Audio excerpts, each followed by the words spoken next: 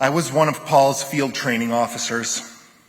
Although I quickly realized how smart and thoughtful Paul was, he still had his moments. One day we were dispatched to a report of a theft in progress at Macy's. As we pulled up to the store, we saw a vehicle unoccupied and idling in front of the main entrance. Excitedly, Paul yells, "Look, it's the go-away vehicle!"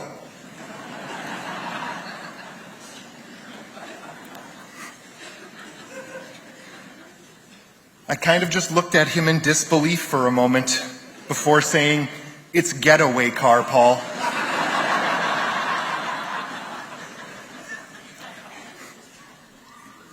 It seemed like that story would come up every couple weeks, and we would have a good laugh again. Paul was not a shy person. Many times he would bust into my office uninvited, sit down and make himself at home just to talk or pick my brain on something. Recently, he had been talking to me about the open sergeant position he was considering putting in. He was asking questions about the testing process and what it was like to be a sergeant. "Chief, I think Paul would have made an excellent sergeant. I'll miss our midnight talks, Paul." I remember the very first call I went on with Matthew Ruge. I was training a new officer, and Matt had just completed field training himself. We were dispatched to a young lady who was to start an addiction treatment program that day.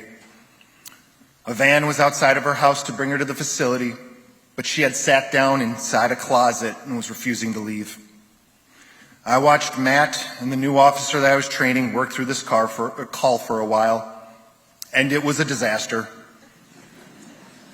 They didn't know what to say or how to say it. And I remember Matt looking back at me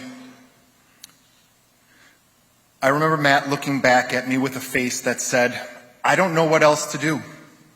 That's when I had to step in, and I took over all the talking. A little while later, I had talked this young lady out of the house and into the van for treatment. After the call, Matt walked up to me and said, "Thanks, Adam. Man, I really effed that one up." He used the real word, though. Like any other cop, I said back to him, "Yeah, you really did." But I also told him that he was young, and he was new to the profession. I'd been doing this for over a decade. You'll learn, you'll grow, you'll get a lot better. I was standing next to him on his last call, but now it was Matt that was doing all the talking. And now it was me that was looking to him for the answer. I believed in him as a crisis negotiator, and everyone here should know he was doing an amazing job of it. You can't reason with evil.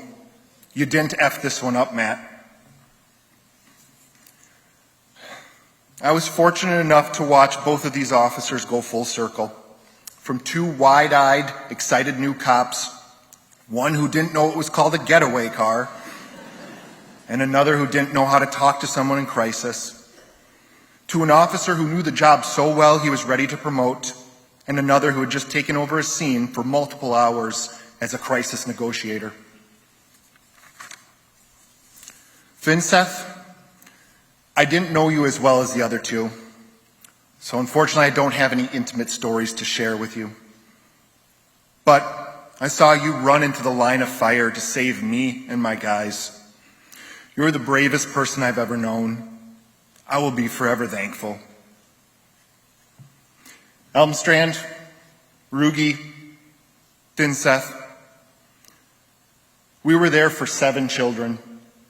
Nothing could be more honorable. Rest easy, brothers.